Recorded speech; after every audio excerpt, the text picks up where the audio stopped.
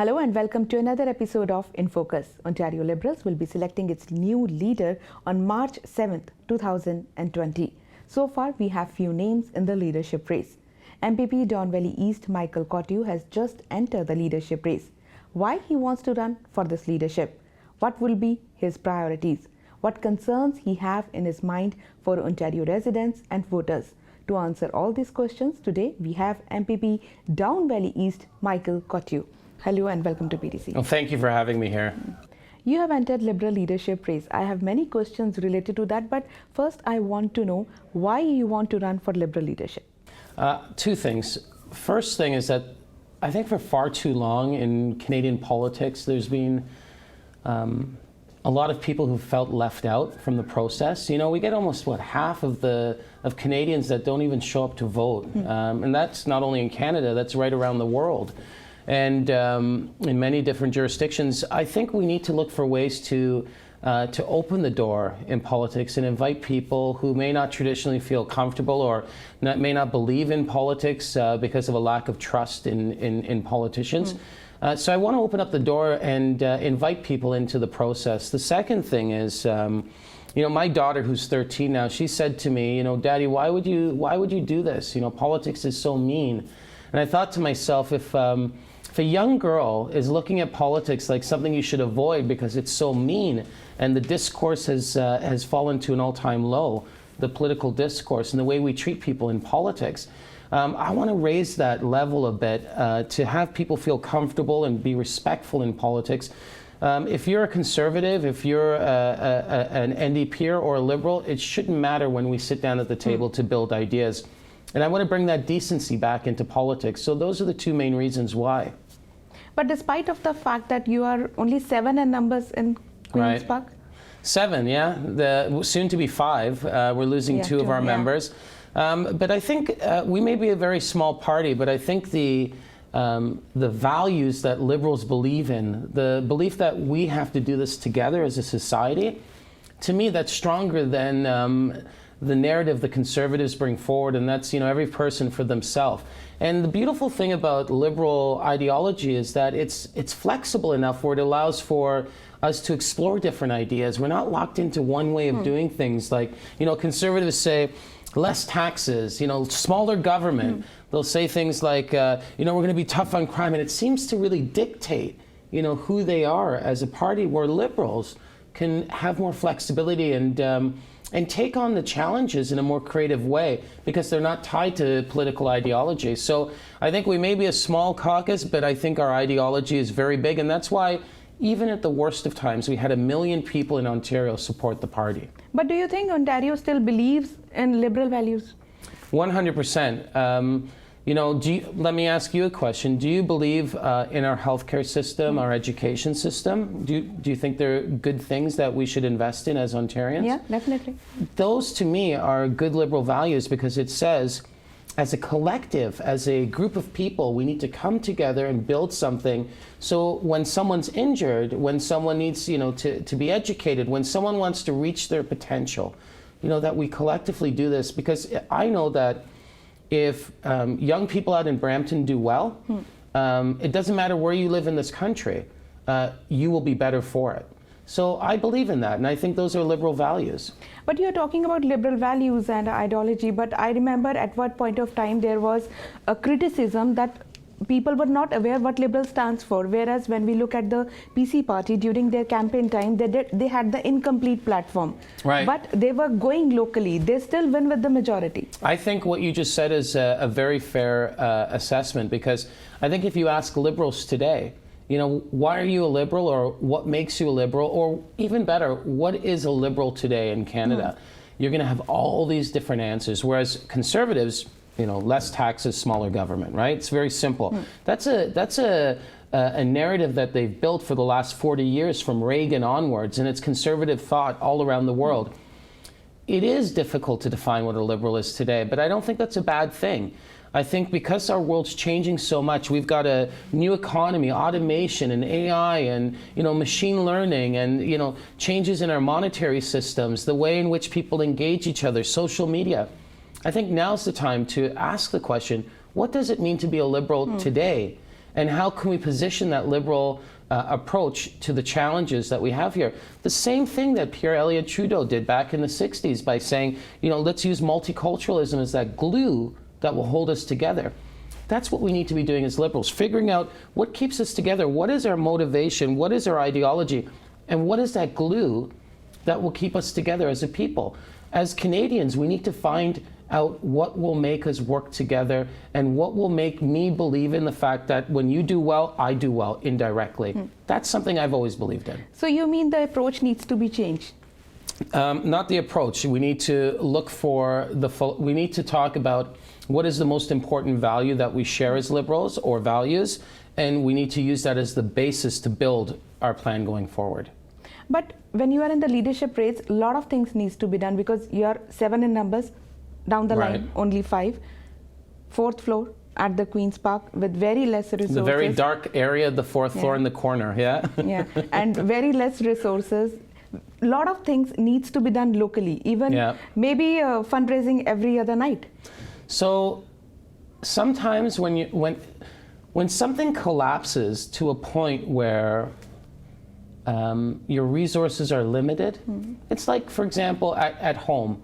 Let's just say your salary gets cut in half. You're going to really start to focus on the things that matter. Making sure that when you're shopping for groceries, it's very precise and you get exactly what you need. No waste and no extras. That you're paying your mortgage, your main bills. We're at a point right now in the Liberal Party where we're able to focus on the important things. We have limited resources, so we have to be very careful on how we use those resources. It gives us the ability to rebuild a party from scratch, from the very basics, to build a party that is modern, that's efficient, because there was a lot of waste. 15 years in government, you build a lot of waste. I think it's a great opportunity to rebuild a party that's nimble, that is efficient, that's good, and use that in order to build the platform. And if we have the opportunity to win back the trust of Ontarians and form government, we would build a government like that. So I think I don't believe ever in the history of this province there's been an opportunity like this for a major party to rebuild itself from scratch. We have 0 policies that are officially adopted by the party. We have a very small staff. We went from 500 staff in government to a staff of maybe 7 people at Queen's Park. Our party office went from a big office with a big budget to a very small group of people in a small little an office the size of your studio. Things have changed. And we're going to build from there, and we're going to build a party that's prepared to take on the challenges that Canada will face and Ontario will face over the next 30 years. Yes, you have to start from the scratch because you need to build up the party again. But if we look at the 15 years, maybe you are proud of your record. If you see either you brought the Child Protection Reform or Immigration Act or the Pan Am Games. But you've done your research. That's excellent. If you look at your record, you have done your job well. But if you look at the party's point, do you think there are many things that should not have been done in that way if we look at healthcare or this gas plant or hydro? Any government that has the ability to govern over an extended period of time is going to do some things really well and do some things not so well. When you look at the Liberal record in this province and you think about where we came from in 2003 and where we are today in regards to our economy, the GTA's completely blossomed into this real economic superpower in North America. We took over Chicago a few years ago as the 2nd largest financial district. We built a film and television industry.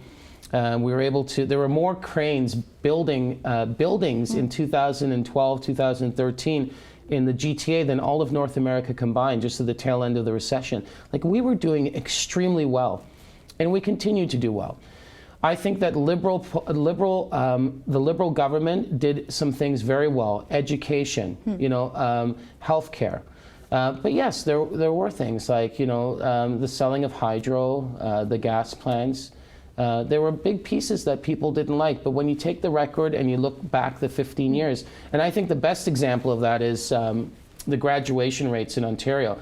When we came into power in 2003, it was around 66% of young people were graduating high school.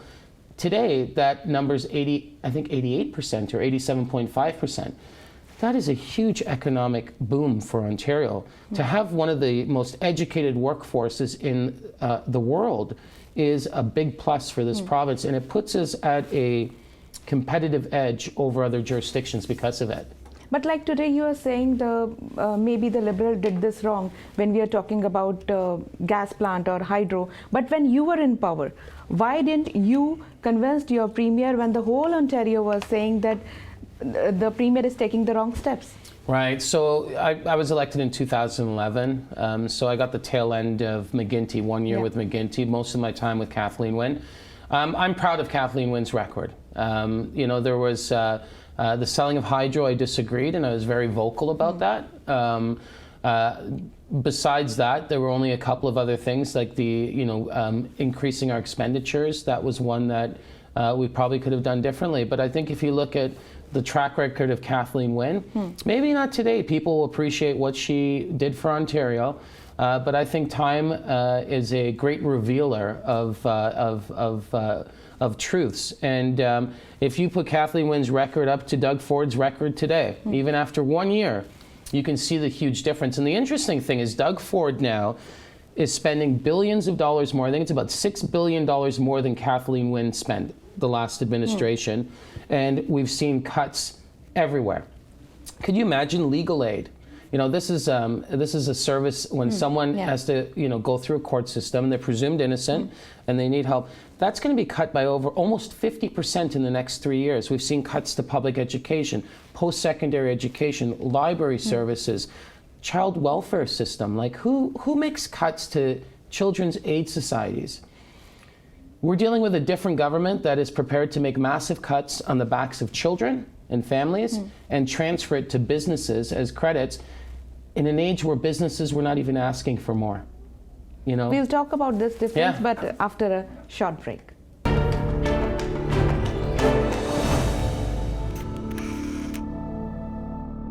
Welcome back after the break. We are in conversation with MPP Down Valley East, Michael Coteau. As we were discussing about the difference between the Kathleen Wynne policies and the Doug Ford, it's been 1 year now to the Doug Ford government. How do you see their policies? They came in the majority, but do you think now Ontarians are satisfied what they have given majority to? Because you're going locally, you're meeting a lot of people, you're doing your campaign. You know, when you go out and buy something and it looks really shiny and great, like a new car, and a couple of weeks later you realize you've made a mistake. It may start giving you some problems, the engine, lights are going off and on. I think people are feeling like that with Doug Ford's government. It's buyer remorse. People thought that he was a solution to some of the challenges we had in the government. I think in retrospect, people are saying that Doug Ford in no way has made Ontario a better place. We're much worse off, and families are paying a price for it. In my community, I met with one of the, there's a interfaith ministries, a group in my community, and they run a program for people who would like to come out, join the community, but also a lot of people who are struggling economically. They come out once a month for a community meal, 200, 250 people. So Doug Ford and the government has made cuts to community use of schools. So supplementing any type of program through the school boards to support after-school programs and community-based programs. That program now is going to be cut because of Doug Ford's decision. So here we had a program that was virtually running, on volunteers, that was feeding hundreds of people every single month, 12 times a year. It's being cut, and the cost to Ontarians was $2,400. That was the cost. But that small amount now has destroyed something in a community that brought people together, that had people come out once a month. It took away loneliness. It made people sit down and enjoy each other. And that type of thing is good for someone's health, for their spirits. When seniors struggle with loneliness, there's a mean-spiritedness with the Doug Ford government. When you start to make cuts to breakfast programs for children who are hungry, nowhere in the world would they do such a thing. why is that happening in Ontario, one of the richest jurisdictions on the planet? It's because Doug Ford's ideology doesn't allow him to see the big picture and to look into the future of this province. Okay, let's talk about your campaign. What will your focus be in your campaign? My focus will be to restore decency in politics, to allow for different views to be discussed and debated in an environment where people feel respected. And I want to develop policies that will make this province, Ontario, the best possible place on the planet to raise children and to have a family, to have the dignity to age with grace and with confidence in the system. I want to make sure that Ontario is the best place on the planet to raise a child where they feel the safest, where they're the best educated, where they feel they have the most support and opportunity. And we build a province that's based on their dreams and aspirations, and we build our entire economy based on that. Because, I'm getting older, I'm not a spring chicken, but by having a young person reach their potential, it increases tax revenue, it contributes more into social programs, it produces better doctors, it makes sure that our environment's cleaner, it makes sure we're making investments into the economy. Those are the types of things, by making sure we invest in young people, we invest into everything else around us. So I want to make sure that we restore those programs that allow young people to reach their potential and make Ontario the best possible place to raise a family. Yes, definitely. We believe Ontario is the best place to live, but if we see at the job sector, we are seeing the small business, they are not doing well because most of the jobs, most of the business, they are moving to USA because they have more facilities, more prospects over there. How can you assure Ontarians that if they are going for the business or the small business, they have that security, that safety over here? So as Ontarians, we need to make sure we're investing into the best possible innovation that's out there. And I talked about artificial intelligence and automation. The transformation we're going to see in energy and transportation communication in the world, it's going to allow small countries to compete with Ontario and Canada. We need to make sure that, again, we have the best possible prospects for the workforce, and there's an alignment between the new economy and what we're teaching young people, so that when they connect, it actually amplifies our economy. We need to make sure that we are competitive and that we can compete around the world.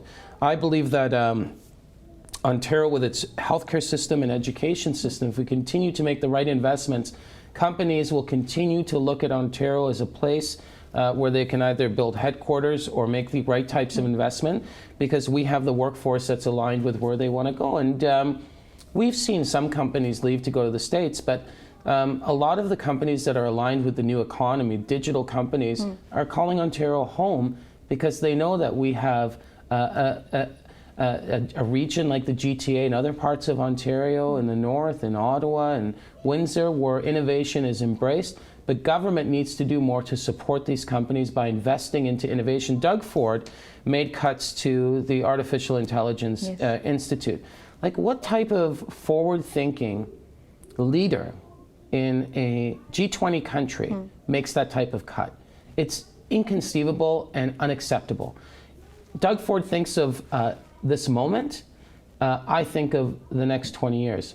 Confucius, the Chinese philosopher, says, if you think about the next year, plant vegetables. If you think about the next 10 years, plant a tree. If you think about the next 100 years, educate children. And that's exactly what I think we should do and continue to do in this province, and make sure that we have the best possible candidates that are aligned with the opportunities of the new economy. And we will continue to build an economy and an environment here that makes us proud to call Ontario home. Okay, if you are selected as a Liberal leader, what would be your priorities? Because we are looking at other contestants, they are focusing on universal health care or equalization of gender equality in the candidates. What would be your preference if you are selected as a leader for Ontario? I would first focus on 5 or 6 big issues as Ontarians that we need to get right. So our education system, I've talked about this a lot. We have schools out there that are in terrible condition, that, where young people are, they're exposed to lead in the water, asbestos, things like that. We need to make sure that we have learning environments that are up to date and that provide the environment that encourages the best type of learning. When it comes to healthcare, we need to make sure that digital healthcare becomes a central focus point of the transformation in healthcare so we can reap the benefits of cost saving and efficiency within the system. Our environment, we need to make sure that Ontario protects its best farmland, that it protects its waterways, that it protects its drinkable water. We need to make Ontario, continue to make Ontario the cleanest place possible. When it comes to the new economy, we need to embrace the opportunity. When it comes to something that I always talk about and how we live together. We have many cultures in Ontario. Yes. We have many difference of opinions, many different religions. We are in different regions. We have a lot of differences in Ontario between us. But the one thing that's kept us together in the past, like I spoke of, was multiculturalism. Well, what is that glue that will keep us together? So when you look at a person who you don't know, you're thinking about how is this person going to be the best possible Ontarian? Because you know that it will be a benefit to you. We need to make sure that we invest in people and that they can reach their potential and invest back in the province, because the waste of human capital is the biggest waste in Ontario. And I'll give you one example. We have 70,000 young people under 25 in Ontario today that are not working in any training or in school. To me, that's a waste. And we need to make sure that we can activate those young people and align them with the opportunity and build a better economy and build a better society. Well, on that note, we wish you all the very best and thank you so much for giving us your time. Thank you for the opportunity. Thank you.